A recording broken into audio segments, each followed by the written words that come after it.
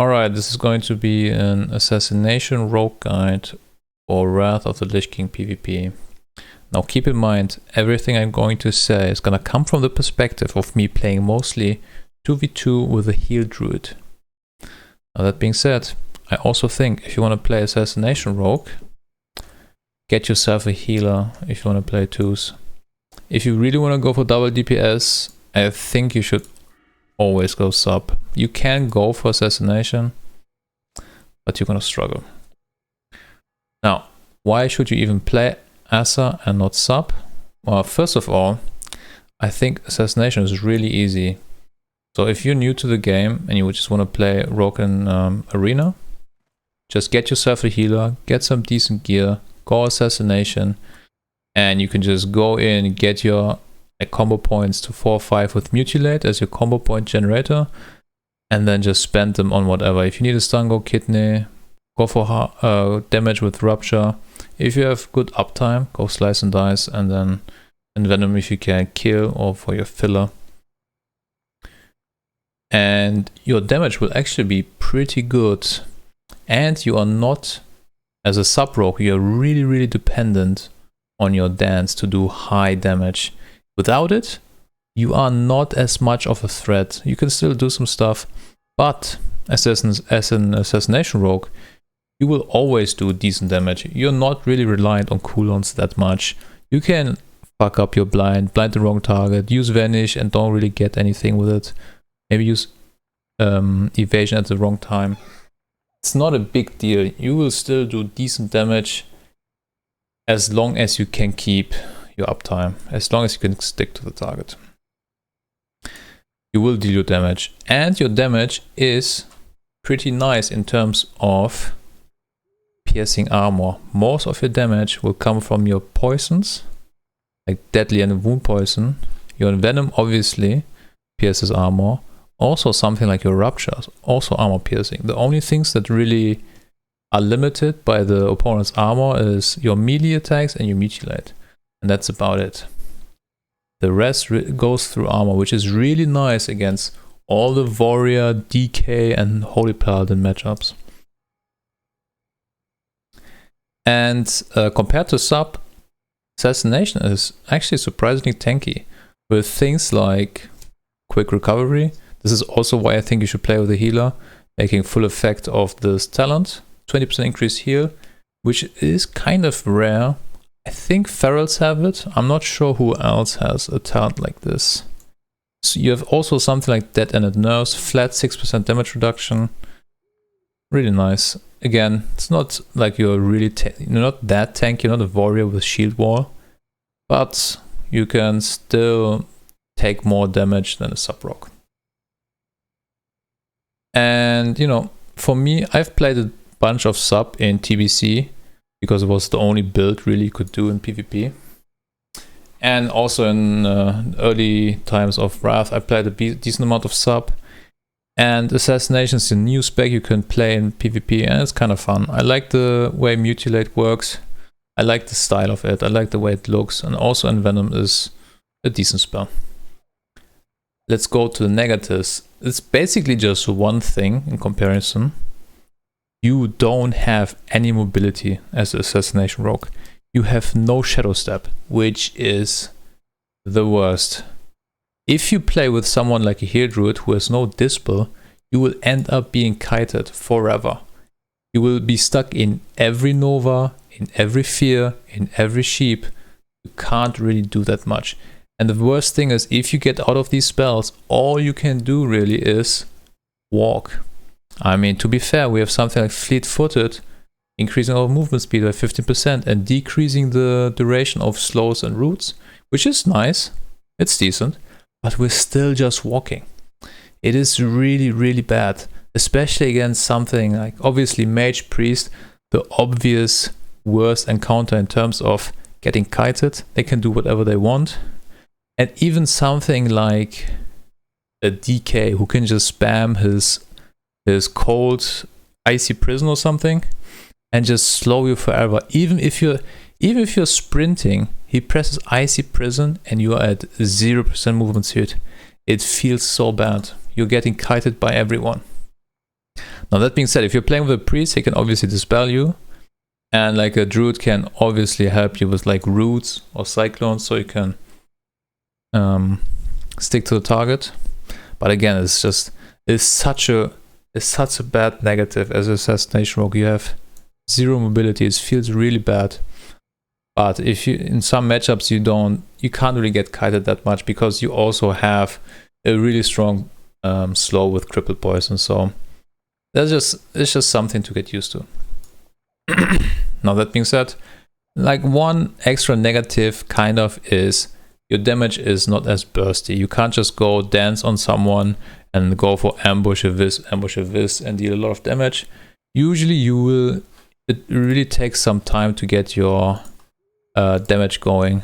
You will need, like if you go to a fresh target, right? Let's say this one hasn't been attacked by you before. You need to get your deadly poisons up. Look at this. I used 2 envenoms, 2 mutilates. We're still at only 1 stack of deadly poison. It's not going up. That's kind of horrible, actually. Now it's at 3. I mean, yes, this is a boss target, but still, now it's at 5. Now we could go for a 5 combo point and venom for full damage. Before that, we could go for a rupture. We could go for, let's say, a slice and dice. But it really takes time. You really need to ramp up your damage before you can like do like a decent burst, right? It's kind of a negative, but yeah, I think that's about it. So let's just go to talents real quick. Now, I will not talk about every single talent. You can go Google like the standard Assassination PvP talent tree. I will mostly talk about the differences in mine and obviously explain them as well. So let's just start right here. Blood Splatter, I think usually you don't go for this in the standard Assassination guide. Most of the time it's 3 points in lethality, but in my opinion, lethality is not as strong. It's 6% damage buff on your Mutilate, and only if it crits. That's about it. This is all it does. Every talent point you put into this is only 6% damage buff on crits. Whereas this, I mean, don't get me wrong, you use a lot of Mutilate, but it's not as important.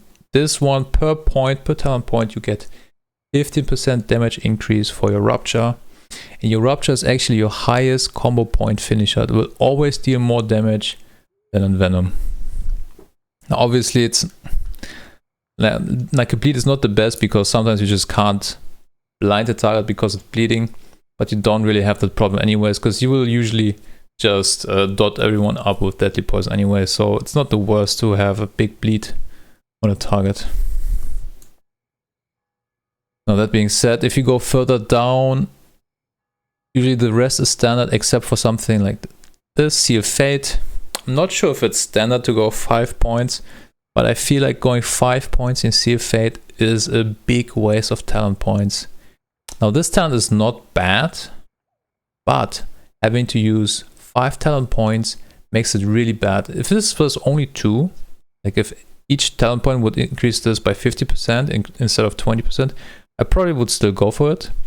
But like this, you can use these points way better in something like Murder, for example, or even something like Dead-Ended Nerves. I'd rather go for a 6% flat damage reduction than get 1 combo point sometimes on your Mutilate. Now keep in mind, this is only on crits. If you, like your crit chance with Mutilate with a 30% base, plus the 50% from here, you'll be at 45% minus 10% from Resilience. You will be at 35%, which is around 1/3 of your Mutilates will crit. So 1/3 of your Mutilates will give you 1 more combo point. And sometimes if you are at 3 combo points, you don't really wanna use a finisher with 3, so you go for another Mutilate. If that Mutilate crits, you will waste 1 combo point, right? So even then, you can still waste this talent if you crit at a bad time. So I really don't value this as high. I'd rather put it in something like Dead-Ended Nerves and something like Find Weakness, which is a 6% damage increase only on your abilities, so it's not on your auto attacks, on your poisons, which is kind of sad, but it's still, it's decent. It increases your Mutilate damage, your Venom damage, your Rupture damage. Now, focus attacks. It's a good talent, don't get me wrong. But I don't think it has as much value as something like Find Weakness, for example. It is really good if you have high uptime and you're auto-attacking a lot and you're getting those crits in and you get that energy back. But usually the way you want to play a rogue, because of the way your energy regeneration works, what you want to do is you want to go to the target, use all your energy, spend it on everything, and then kite or go around a pillar. Don't get attacked and don't attack back. Maybe go for a re-stealth. Go back in when your energy is full. And with this playstyle, focus attack doesn't really help us. And it's also bad if you get stunned and your energy regeneration goes to full. So at full energy, it also kind of loses value. And sometimes you just get feared, or sometimes you just get kited, and focus attacks really isn't that great in these scenarios. It's really good if you have high uptime, but that's not going to be every matchup. Now, these talents are standard, so also in combat I have 2 points. We'll talk about this later. In sub, the difference, I think, I'm not sure if this is in the standard build, but I really like setup. Especially because we didn't go for Seal Fate. Setup will help us a lot in generating combo points. And keep in mind, usually, at least in our comp, when we play, I will be the target in like 80 or 90% of the games. Most of the time, people will attack me. And this usually only works on getting melee'd by like rogues, warriors, whatever. Because dodging actually happens a lot. We have a around 23% dodge chance, plus if you use our evasion, we get a lot of combo points every second. This only can trigger every second, so it's not that strong sometimes, but it's still very good. This will generate you a lot of combo points, especially against targets that attack a lot, like other rogues, for example. If you just man fight them face to face, they will hit you like with a main offhand. You will get a lot of dodges and a lot of free combo points. It's also good against ferals and against warriors and DKs as well. Even though they have a two-hander, you will still feel this talent. It will give you a lot of combo points for free. Sometimes it's even good against something like a mage when he's kiting you and he frost bolts you and he resists. You will get a combo point and can use a deadly throw to slow him, and then maybe you will reach that mage at some point. It's not gonna be as frequent as dodging's melee attacks, but sometimes you will dodge and not dodge, but you will resist a ability and can get the combo point to slow them down and reach them. Now next, I think this is also not skilled in most standard assassination guides. Heightened Senses really helps obviously against any stealth matchups to get the opener or to not get opened yourself. There are a lot of rogues and ferals walking around, so it's really good in these matchups obviously. And even against all the other matchups, you will get the 4% flat hit reduction on your enemies, which is really, really nice in my opinion. Again, like, we will be the target 80-90% of the time, so getting any talents that will help us survive, make us tankier, do help. And this one kind of makes us tankier, even though it is chance based, so it's not gonna happen all the time. But sometimes 4% is actually a decent amount. Every 20th attack or so, the opponent will miss with an important ability.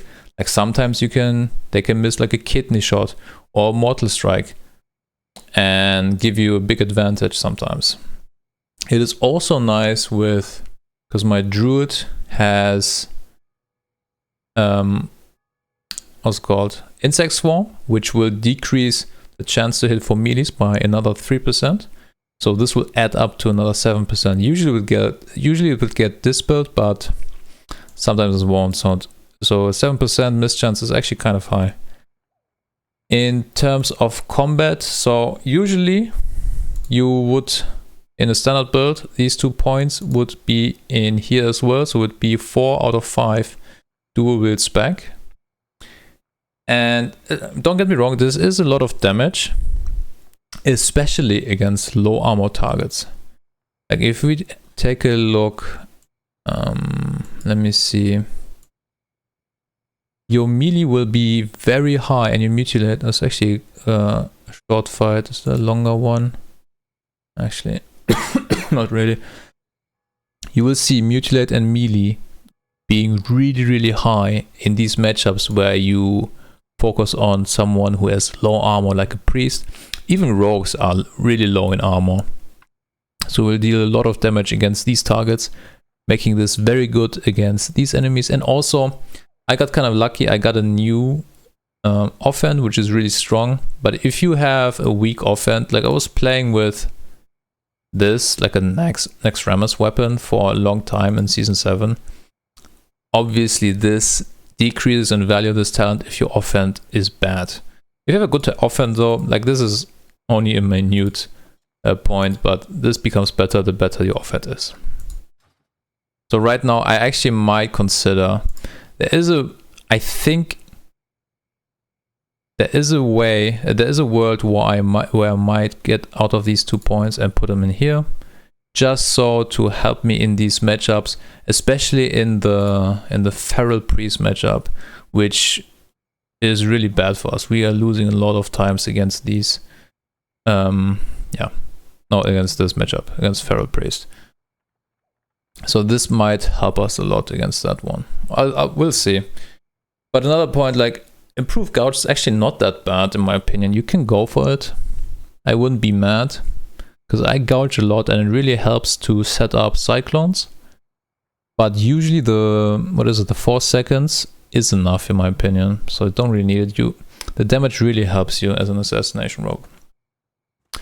I think in terms of talents, that's it. There is a few more things. I was playing actually a decent amount of time with Ghostly Strike, but playing a lot with it, I usually ended up just using it to get an additional combo point, which is not really why I took it in the first place. The dodge is nice, the 50% dodge. It really helps when you're man fighting someone like a feral or a rogue or any melee class, to be honest. Against warriors it doesn't feel that good because they will just overpower you constantly, and giving them free overpowers doesn't feel as good.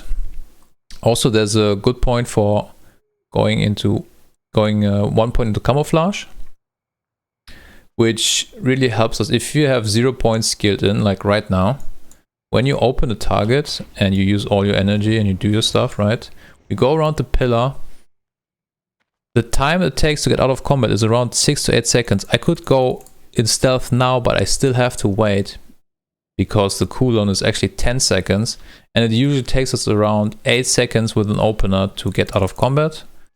So getting 1 point in camouflage will actually decrease by exactly these 2 seconds that we have to wait because of the cooldown being 10 seconds of 8. So, 1 point here is actually a decent value. You have a decent value with just only 1 point in this. So I might reconsider, but right now I never really use it that much. It's good in 1v1s where you're kiting around a pillar. But usually when you open someone and you try to go for a their arena partner will just come in and make sure you don't get a restart for free. Now, in terms of talents, I think that covers it. Yeah, I think there's nothing else to talk about really. Initiative, not that strong. I think that's about it. In terms of glyphs, I think 2 are really mandatory. Glyph of Mutilation, decrease the energy cost. Mutilate and Glyph of Prep, double dismantle, really nice. Double kick sometimes just can win you the game right there. Like if you kick a spell or they fake you and they think they can get a free heal in, you just go prep kick and catch them with the pants on basically, and you could just finish them right there. As a third glyph, right now I'm playing with Glyph of Rupture because I'm kind of invested in Rupture, as in like I have 2 talent points here, I have 3 here, increasing Rupture's damage again by 30%. So Rupture actually hits hard, and extending the duration by 4 seconds means there will be 2 additional ticks. Actually, it ticks every 2 seconds, which is also kind of nice.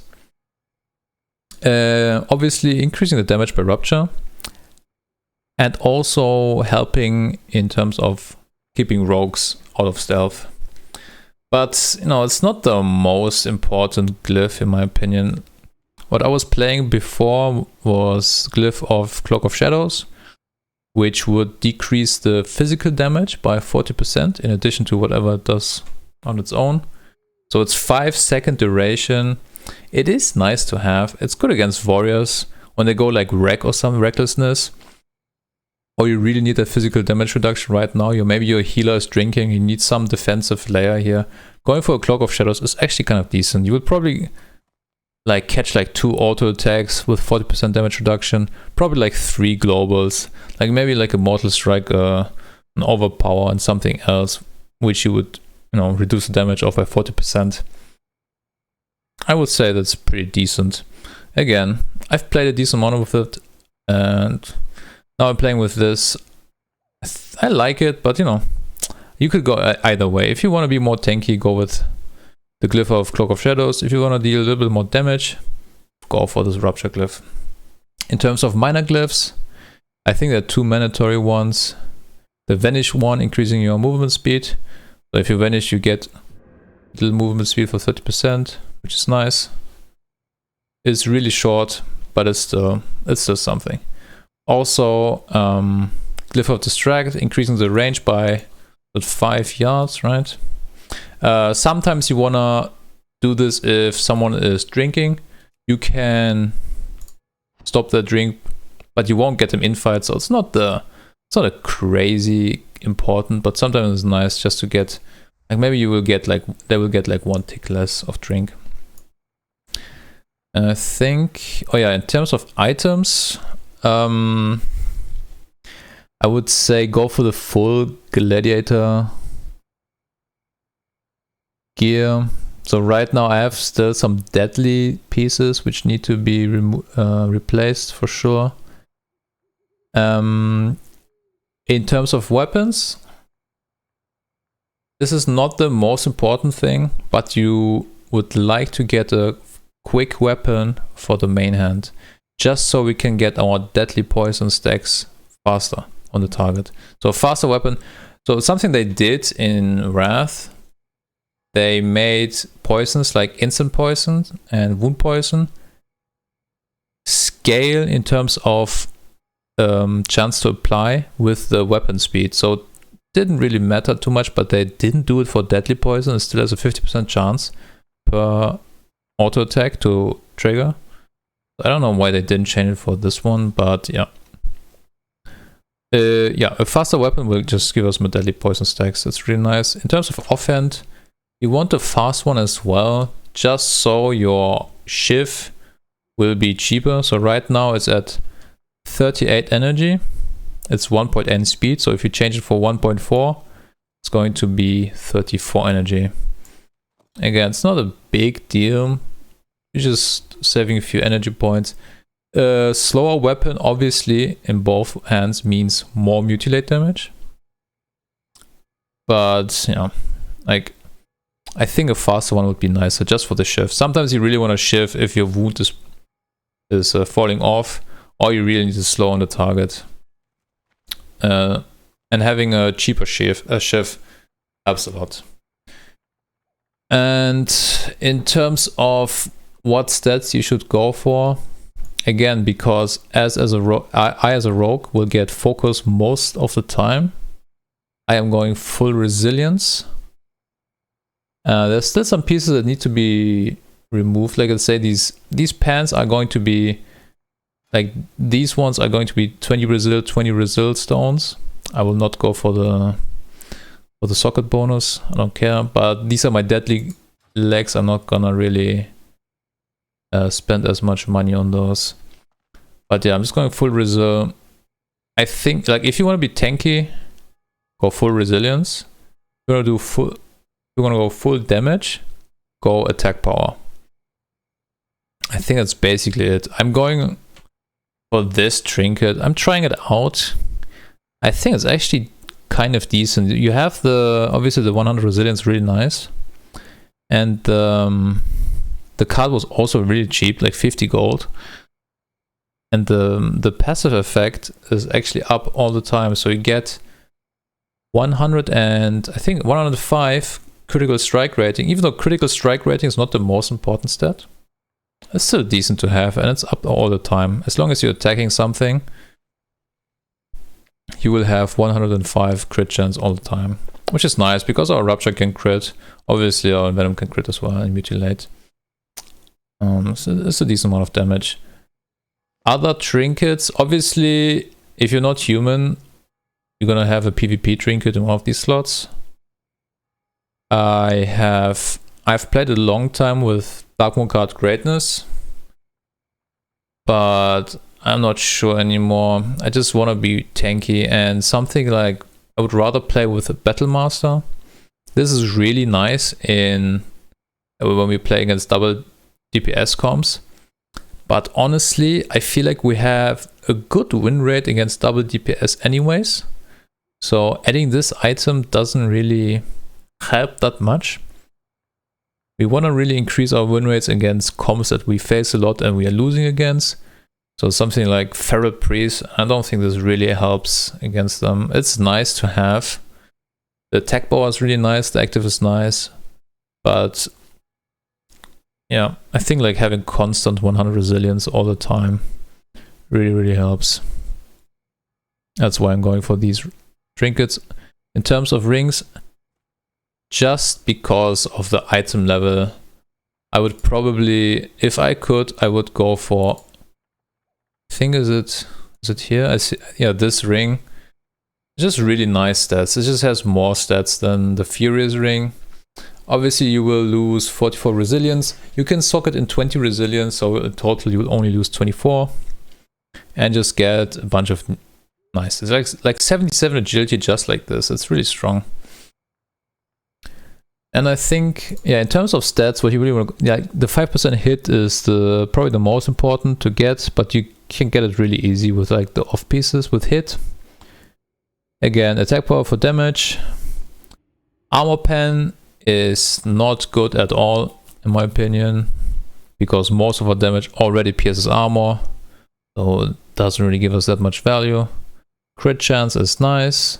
Expertise, I would actually like to go for expertise, but there aren't really any good items right now that I have, because you will end up fighting a lot against, like you will fight against other people into their face. You will usually just, you know, like a warrior, for example, you will just fight them man to man, and they will parry and they will dodge a lot. So getting expertise will give us a decent damage boost. I think it would actually be more profitable than attack power in certain matchups, but it's only against those matchups where you are really fighting face to face, like a warrior, a DK, sometimes rogues, ferals, maybe prex as well, right? It's really good against those, but against like every caster, it's not gonna be as important. And I think that covers gear as well. And I think that's about it. Is there anything else? I don't think so. Like, if you have any other questions, just shoot me up. Like, obviously, in terms of professions, engineering, really important for the rocket boots, rocket gloves. And the second one is not that important. Right now I have jewel crafting, which is nice for the gems. The second, you can do whatever for the second profession. I think that covers it. Yeah. If there's anything else you want to know, obviously just ask away. Well, see you in arena. Bye bye.